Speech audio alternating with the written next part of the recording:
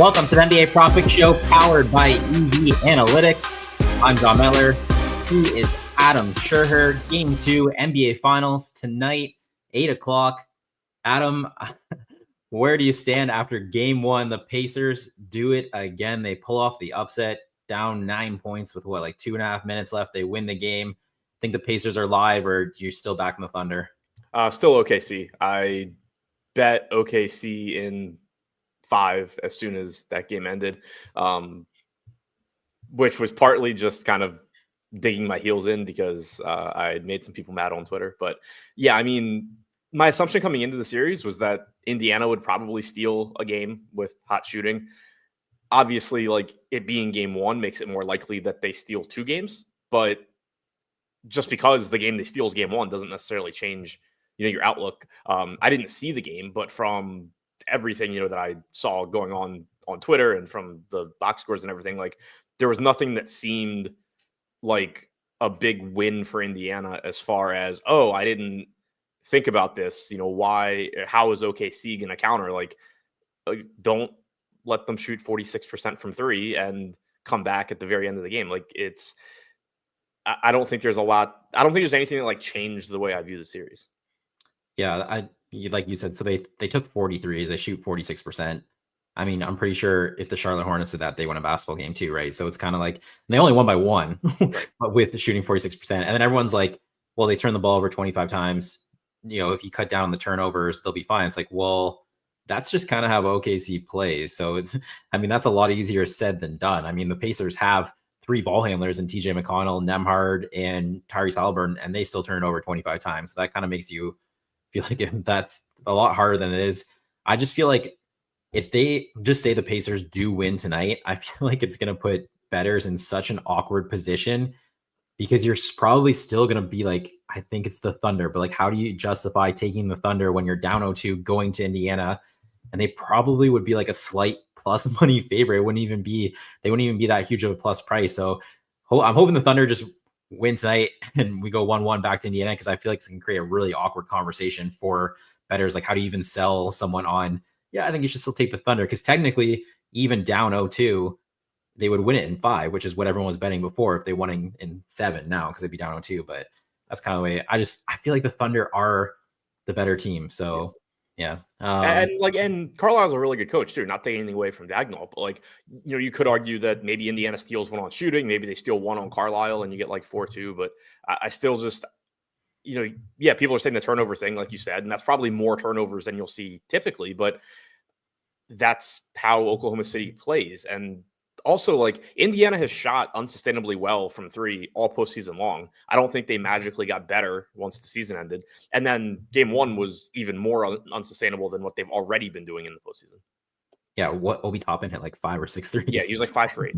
Yeah, and that was the other one. People were like, oh, well, OKC lost, and they had a game where Lou Dort made 5 threes. And it's like, yeah, okay, Obi Toppin was 5 for 8. Yeah, and Chet was like 2 for 9. Jalen Williams was 6 for 19. And I think SGA was 13 for 30 in that range. So they got, like, they scored points, those guys, or SGA did, but like they weren't efficient. None of them were efficient. So you didn't get a good shooting game from any of your 3 main guys, and everyone on Indiana shot it well, and you won by 1. So SGA only took 8 free throw attempts. Chet Holmgren played 23 minutes. Yeah. Let's get into that. Let's get into the first bet here. We're going to DraftKings, and we are looking for the assist market. And we are going Chet Holmgren over 1.5 assists. Or are we going 2+? We'll go 2+, because 2+ is plus 140 here. So we're going Chet Holmgren 2+ assists plus 140 at FanDuel. Adam, you want to break this one down? Yeah, I mean, this is pretty much just let's try not to overreact to game 1 thing and use a little bit of logic here. Like, Chet has averaged 29 minutes per game in the postseason. And then, obviously he's lost time to blowouts too throughout the postseason. Game 1, he played 23.5 minutes. We saw Oklahoma City go with the smaller lineups more often. They started Cason Wallace over Isaiah Hartenstein. They lost the game. Wallace was minus 13. Don't know what the starting lineup ends up being here. But either way, I certainly don't think that when you look back at this series, once it's over, it's just like, oh yeah, this is a series where they intentionally played Chet Holmgren 23, 24 minutes a game. I assume you're going to just get back to average, if not more, minutes from Chet. We have him projected for 29 minutes here.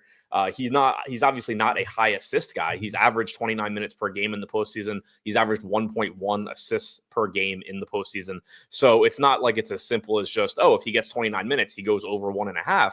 But if he gets 29 minutes, you would be comfortable taking the plus 140 here, which, the price is what's really driving it. If you have somebody averaging a little over 1 assist per game and you get one, plus 140 on them getting 2 assists, you're going to take that. So that's really what it hinges on. Is I think you see Chet get back to playing normal minutes here, and at that point, I'll just take my chances at plus 140.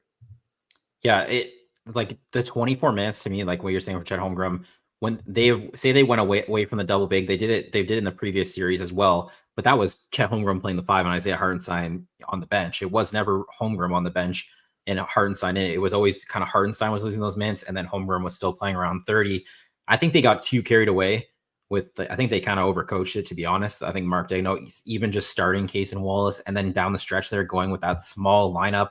I think the thought was kind of, you saw Cason Wallace coming up, Alex Caruso coming up, and they're typically guarded by Tyrese Haliburton. I think the thought was, if they're the screener, Haliburton will be guarding him, and then we can get SGA going downhill against Haliburton, who's not the best of defenders. I think they overthought it just a little bit. And if Chet Holmgren if they're going to put one big in, I think it's going to be Chet Holmgren. So that 24 minutes, I don't think that's realistic. I think he's closer to like the 29-30, which you're saying you need here to get which shows a nice edge on the assists here.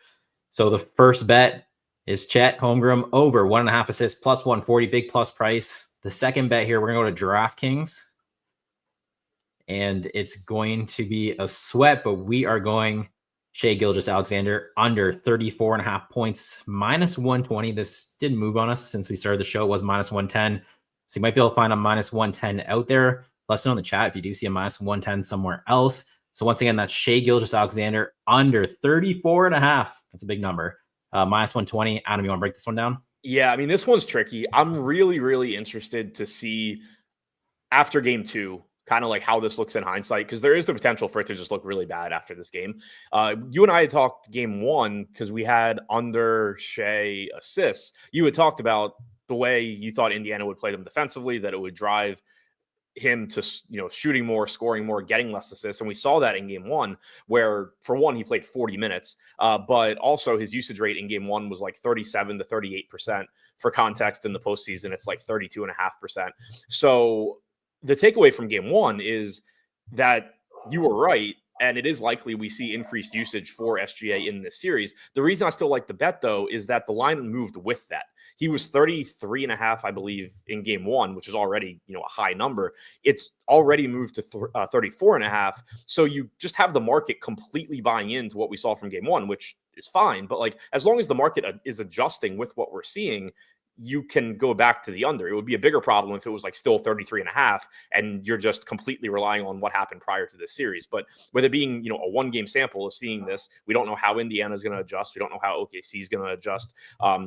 I still like the under here. Now, if after game 2, it's just like, SGA had a 40% usage rate again, and he scored 40 points, then yeah, maybe not going to be going, under 35 next game. But based, after only seeing it for 1 game, I like it. We do also only have him projected 36 minutes, but that gives him like a 31.5 point projection. So I do think there's enough margin for error there where if he does play 38, 39 minutes, it would still look fine.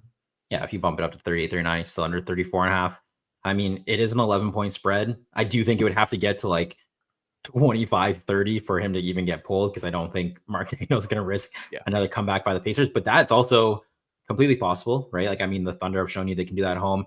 Brian Rose saying in the chat, that's a good look because Shai played hero ball game 1. He's probably going to die more. I do think he did catch a little bit of heat for not getting his teammates more involved. And while he did score 38 points, it wasn't very efficient 38 points. So if he did that, I always feel like in NBA games, if you do that and you win, you'll probably run it back. Like, right, okay, that's fine. We'll keep that shot. Right? When you do it and you lose, I feel like something changes. And that's how I always view NBA games. It's like, hey, if it wins, maybe you see that again. Same with the Chet Holmgren. Like, he only played 24 minutes. If they go small, Cason Wallace starts and they win the game, maybe you keep it that way, but you didn't. You lost. You're down 1-0. You should be up 1-0 in the series there. So Malcolm saying Shai Gilgeous-Alexander under 34.5 points is minus 115 at Bet365. So that's a better price than we have here. The 2 bets per day, Chet Holmgren, 2+ assists, plus 140. Shai Gilgeous-Alexander, under 34.5 points, minus 120. It's worth noting you were 2-0 in game 1. Miles Turner didn't have rebounds in the first quarter. You're pretty upset about that. You texted me, but he finished with, I think, 8. And SGA only had 3 dimes going under 6.5. So you're 2-0 in the NBA Finals. Hopefully we can go 2-0 tonight in game 2. This concludes the NBA Prop Pick Show, powered by EV Analytics. Make sure you like, comment, subscribe. If you have any questions, drop them in the comment section. I do check it throughout today. I will answer them for you as well. We will be back Wednesday, game 3, NBA Finals, 10:30 a.m. Eastern. Good luck with your bets. Enjoy the game. Del, play the song.